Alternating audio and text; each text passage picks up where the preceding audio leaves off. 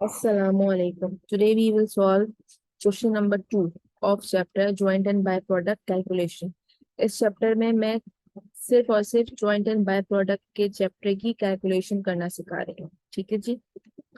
इससे पहले वाली वीडियो में मैंने आपको 3 मेथड्स पढ़ाए थे, जिसके अंदर physical unit method, sales value method और एनआरवी मेथड पढ़ाया था।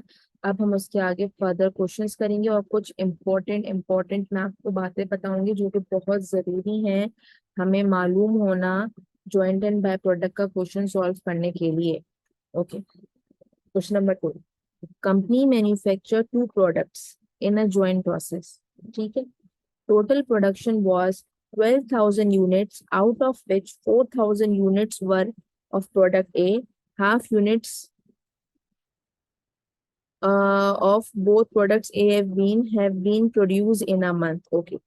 कंपनी ने 2 प्रोडक्ट्स जो हैं वो प्रोड्यूस किए हैं, मैन्युफैक्चर करी हैं एक जॉइंट प्रोसेस के दौरान। जो टोटल प्रोडक्शन हुई है वो हुई है 12,000, जिसमें और 12,000 में से जो है 4,000 जो है वो ए के हैं और जो रिमेनिंग बचेंगे 8,000 वो बी के हैं। और ये जो पूरे 12,000 जो यूनिट्स हैं वो एक महीने के दौरान प्रोड्यूस हुए हैं। Further processing cost of A is dollar या फॉर ICMA या C student rupees is rupees 20,000 and B is nil while selling price is $60 and $65 respectively. Again, जो भी मेरा ये क्वेश्चन ICMA का बच्चा देख रहा है या सी का बच्चा देख रहा है तो इसके लिए रुपीज। ठीक है जी। is 60 and 65 respectively. Company used NRV method to share joint cost which is 4 lakh in a given month. Calculate total cost of B. जो हमें NRV मेथड से टोटल कॉस्ट निकालनी है सिर्फ और सिर्फ बी की। ठीक है, आइए सॉल्व करते हैं। NRV मेथड मैंने हम सबको आता है। सॉल्यूशन।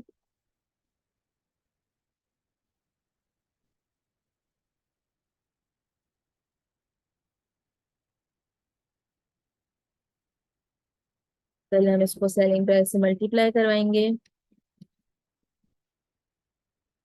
2,40,000 आ जाएगा क्योंकि ए के जो यूनिट्स हैं वो है 4,000। My mistake. सही है जी। और सेलिंग प्राइस है ए की 60, मल्टीप्लाई करेंगे 2,40,000।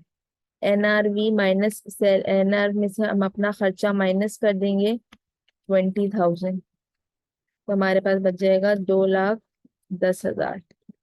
जब हम अपनी कॉस्ट में से अपना खर्चा माइनस कर दे देंगे हमारे पास आ जाएगा नेट रिलायजेबल वैल्यू। अब हम अगेन बी पे आएंगे। बी के 8,000 यूनिट्स, एक की सेलिंग प्राइस है 65, 5,20,000। इसकी बी की कोई कोई खर्चा नहीं है जो हमें करना पड़े। ठीक है, तो जीरो याद रखिएगा कि जीरो इज अ नंबर। ठीक है, बी की कोई भी फिक्स कॉस्ट यहाँ पे हमारे पास नहीं है, तो याद रखिएगा जीरो को इग्नोर मत कर दिया करिए। Zero is a number. हाँ, उसकी कोई वैल्यू नहीं होती है लेकिन zero is a number. Show करेंगे, आ जाएगा ये 7,40,000। ठीक है जी। अब हम बी का शेयर निकाल लेते हैं। 4 लाख मेरी ज्वाइंट कॉस्ट है। NRV का टोटल है 7,40,000, मल्टीप्लाई बाय बी की NRV है 5,20,000। आ रहा है मेरे पास 281,081 and this is the total cost of B. Again आप लोग बोलोगे मिस आपने तो इसके अंदर फर्दर प्रोसेसिंग कॉस्ट शेयर ही नहीं की, ऐड ही नहीं की, तो बेटा मैं क्यों करूं?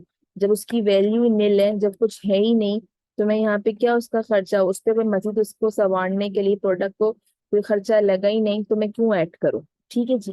तो ये था मेरा question number 2 by NRV method. अच्छा, अब मुझे कुछ इंपॉर्टेंट बातें बतानी है आपको।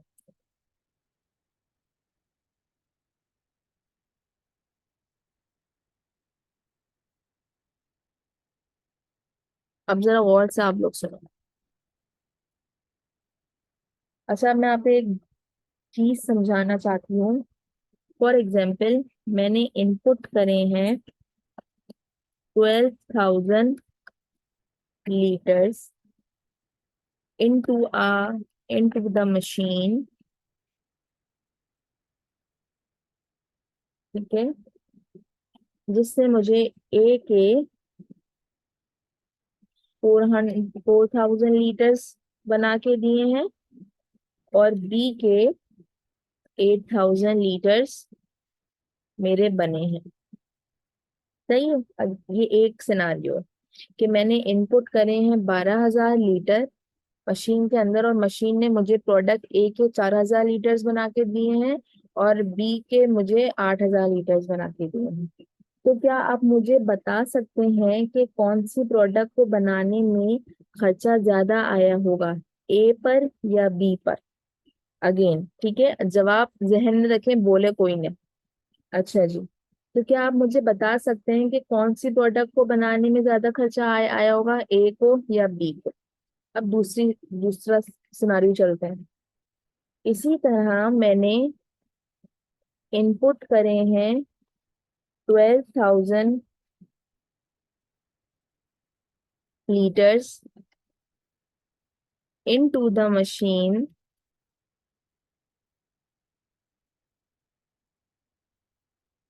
और मुझे फिर ए के 4 पैकेट्स मशीन ने बना के दिए हैं और बी के मुझे 8 पैकेट्स बना के दिए हैं।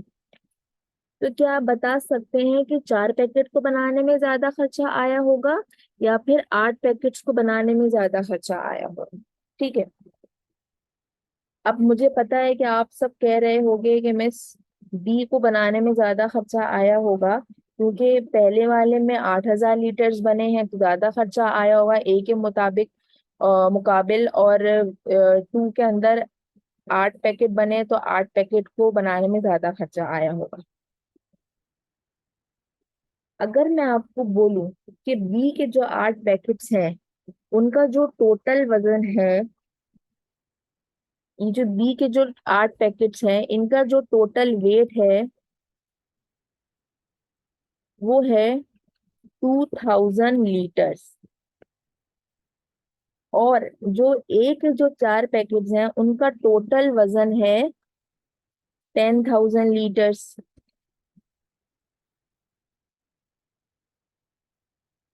अब मैंने सवाल में ये तो नहीं कहा था कि दोनों सेम वजन के हैं, तो आपने ये कैसे सोचा या आपने ये कैसे बोला कि बी पर ज्यादा खर्चा आया होगा? देखो, अब और से सुनो, मैं आपको समझाती हूँ। ऐसी सूरत में आप क्वांटिटी देखकर अंदाजा नहीं लगा सकते कि किस पर कितना खर्चा आया होगा। पहली वाली सिचुएशन में और दूसरी वाली सिचुएशन में दोनों में हमने 12,000 लीटर्स डाले हैं। ए के 4,000 लीटर्स निकले और बी के 8,000 लीटर्स। तो हम ये कह सकते हैं कि बी पर ज्यादा खर्चा आया होगा। लेकिन सिचुएशन नंबर 2 में हमने इनपुट किया है लीटर्स के अंदर, ठीक है, और आउटपुट हमारा पैकेट की सूरत में आया है। सही है, तो हमें चाहिए कि सेल्स वैल्यू मेथड हम वहां इस्तेमाल करें जहां पर हमें लगे कि मटेरियल अपनी फॉर्म चेंज कर रहा है और उसका आउटपुट को देखकर हमें यह अंदाजा लगाना मुश्किल है कि कौन सा काम या कौन सी प्रोडक्ट बनाने में हमें ज्यादा खर्चा आया है। ठीक है, अगेन जो मैंने पूरी इतनी लंबी कहानी की है ना, ये बाज दफा क्वेश्चन में गिवन नहीं होता कि कौन सा मेथड यूज करना है, सेल्स मेथड या एनआरवी या फिजिकल। सही है, ये बाज दफा की बात कर रही हूँ मैं। सही है, तो आपने ये देखना है कि अगर आपका इनपुट हुआ है लीटर के अंदर, सही है, और आपका जो आउटपुट है वो किसी और फॉर्म में हुआ है, पैकेट्स में हुआ है, टन्स में हुआ है, वट एवर किसी में भी हुआ है, ठीक है, आपकी जो मटेरियल की फॉर्म है वो चेंज हो गई है, तो आप सेल्स वैल्यू मेथड यूज करोगे। अगेन, अगर मटेरियल की फॉर्म सेम रहती है तो फिजिकल आउटपुट मेथड, सही है, अगर क्वेश्चन में कुछ ना बोले वो तो, और अगर मटेरियल की फॉर्म सेम नहीं रहती तो सेल्स वैल्यू मेथड। अब मैं आपको ये बताना चाहती हूँ कि सेल्स वैल्यू मेथड ज्यादा बेटर है होता है एनआरवी मेथड से। क्यों? क्योंकि एनआरवी मेथड इज मोर।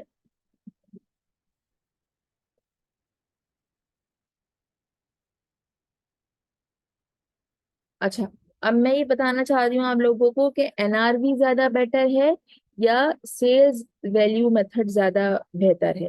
देखो, हमेशा NRV method is more advisable than sales value method. लेकिन पर एनआरवी मेथड के लिए हमें ज्यादा डिटेल्स की जरूरत होती है। ठीक है, अगर मैं खर्चा अलग नहीं कर पा रही या उसको ढूंढने में मुझे मुश्किल हो रही है, खर्चे से मुराद है कि उस जो प्रोडक्ट ए के ऊपर मेरा फिक्स कॉस्ट का खर्चा कितना है जिससे मैं अपनी एनआरवी निकालूं। तो ये एक मुश्किल मेथड है ना, इसको ढूंढने में टाइम लग लग रहा है। जिससे पहले हमने सवाल किए हैं वो बहुत सीधे सीधे सवाल किए, लेकिन एग्जाम में थोड़ा कॉम्प्लेक्स आए। तो ज्यादा एडवाइजेबल होता है कि आप सेल्स वैल्यू मेथड कर लो। ठीक है, क्योंकि आपको एनआरवी के अंदर खर्चे को अलग अलग आपको नहीं पता या ढूंढने में मुश्किल होती है। तो या तो फिर इस सूरत हाल में आप सेल्स वैल्यू से अपना काम चला लो।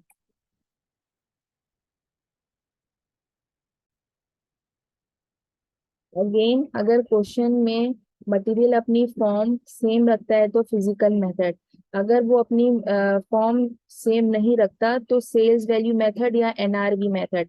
लेकिन ज्यादा एडवाइजेबल है कि आप एनआरवी के बजाय सेल्स वैल्यू मेथड यूज कर लो। ठीक है, लेकिन at the end of the day, while attempting MA2, F2 या फिर ICMA का management fundamental of cost management accounting का paper, question method for sharing the cost will always be given in the question. ठीक है, thank you so much, अल्लाह हाफिज।